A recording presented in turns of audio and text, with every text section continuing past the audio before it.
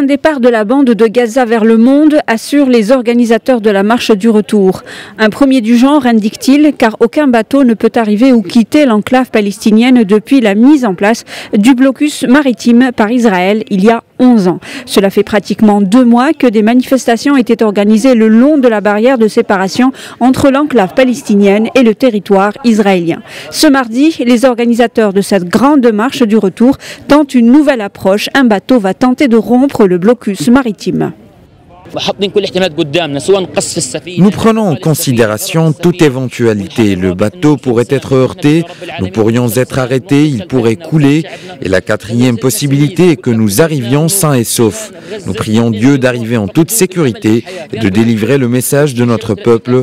Notre message est que Gaza est habité par 2 millions de citoyens qui ont perdu tout espoir de vie. Le navire qui avait quitté le rivage gazaoui transportait des malades, des blessés qui ont besoin de suivre des traitements à l'étranger, ainsi que des étudiants et des jeunes diplômés au chômage qui rêvent de poursuivre leur formation ou chercher du travail hors de leur territoire. L'armée israélienne a pris au large de la bande de Gaza le contrôle du bateau, selon les organisateurs. J'ai essayé de traverser les points de passage, mais ils me l'ont refusé. J'étais incapable de voyager. J'ai entendu à la télévision que le siège allait être brisé à travers la mer. Je suis là pour voyager et quel que soit le prix à payer, pour mon traitement, je dois voyager. C'est soit se soigner, soit mourir en mer.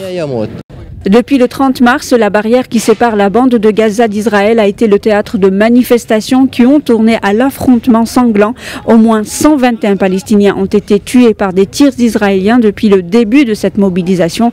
La majorité ont trouvé la mort dans des violences le long de la frontière, dont au moins 61 le 14 mai.